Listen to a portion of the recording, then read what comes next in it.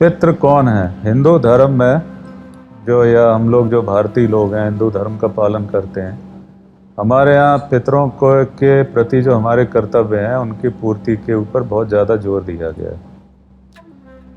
पितर होते हैं पिता की तरफ की 3 पीढ़ियाँ, पिता, पितामह और प्रपितामह, और माता की तरफ की 4 पीढ़ियाँ, माता, नाना, परनाना और वृद्ध परनाना और नानियाँ।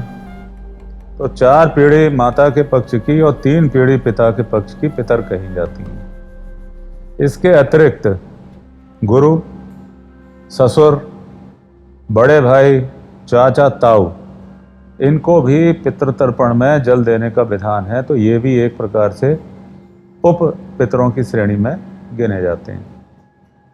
और सबको जल देने के बाद और सब तर्पण जो किया जाता है कनागतों में, जो 15 दिन के लिए आते हैं, मेरा तो ये सभी शिष्यों को बोलना है कि अपने कर्तव्यों का पालन करना चाहिए, क्योंकि मृत्यु के बाद सूक्ष्म जगत में पितर ही आपको पूरी रक्षा करेंगे और आपको पूरा गाइडेंस भी देंगे और अगला जन्म क्या हो उसके लिए रास्ता दिखाएंगे। इसके अलावा भीष्म पितामह को भी वरदान है। सारे पितरों को 7 पीढ़ियाँ जो अपन कहे जाते हैं, हम लोग सब जानते हैं 7 पीढ़ियाँ, तो 3 पिता की और 4 माता की तरफ की पीढ़ियाँ मिला के 7 होती हैं। इसके बाद भीष्म पितामह को 1 अंजलि तिलांजलि देने का विधान है, क्योंकि वो पुत्रहीन थे, प्रतिज्ञा थी उनकी। तो भगवान ने उनके लिए विधान किया था कि जितने भी लोग पितरों के लिए तर्पण आदि करेंगे, 1 अंजलि जल प्रत्येक व्यक्ति आपको देगा। तो उसका मंत्र भी है, अगर तुम चाहो तो मैं उसको बताऊं। वयाग्रपद गोत्राय सांकति प्रवराय च गंगा पुत्राय भीष्माय ददामेत सलिलम मया। ये मंत्र बोलकर भीष्म पितामह को अंत में 1 अंजलि जल दिया जाता है।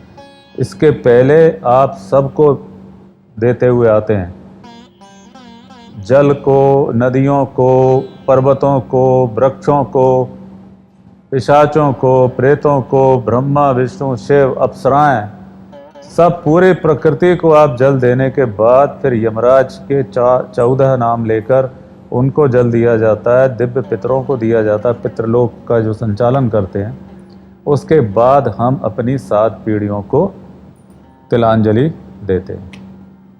और मैंने आज तक जितना भी देखा है, जो अपने पितरों का पूरा अपने कर्तव्य का पालन करते हैं, उनके घर में कभी किसी चीज़ की कमी होते हुए मैंने देखी नहीं। तो हमारे यहाँ पहले ये चीज़ ख़त्म सी हो गई थी। तो जब हमारे पिताजी का देहांत हुआ तो गुरुजी थे उस समय, उन्होंने कहा अपने पूरे कर्तव्यों का पालन करना, शास्त्रोक्त विधि के अनुसार जो जो संभव है वो करना। तो मैंने किया, तो मेरी बहुत बड़ी ज़्यादा प्रोग्रेस हुई उसके बाद। तो मैं अपने सारे मिलने वालों को ये सलाह देता हूँ कि अपने पितरों का और अपने कुल देवता का हमेशा सम्मान करना चाहिए, प्रणाम करना चाहिए, और जो भी आप उनके सम्मान के प्रेम में आप कुछ कर सकते हैं वो कर सकते हैं। और जिनके गोत्र जिनको पता है, उसमें एक कुल गुरु भी और होते हैं। तो उन कुल गुरु, कुल देवता और अपने पितर, इनका जो भी पूर्ण सम्मान रखता है हृदय से, उसको जीवन में कभी किसी चीज़ की कमी नहीं रहती। यहाँ ये भी बोला गया है, कुछ मुझे बताया विद्वानों ने, कि जैसे मान लीजिए आपका इतना ख़राब समय चल रहा है कि आपके पास जल भी नहीं है, कुछ भी नहीं है, फिर आप क्या करें? तो उन्होंने कहा है बस खड़े होकर उनको ज़ोर से आवाज़ लगाओ दिल से और अपना प्रणाम उनको निवेदित करो, तुम्हारा समय वहीं से बदलना शुरू हो जाएगा। वो सुनेंगे उस बात को। तो इस चीज़ का सदैव ध्यान रखिए, अपने कर्तव्यों का हमेशा हमेशा पालन करिए। Shri Shailendra Sharma belongs to the lineage of immortal Guru, Mahavatar Babaji Maharaj.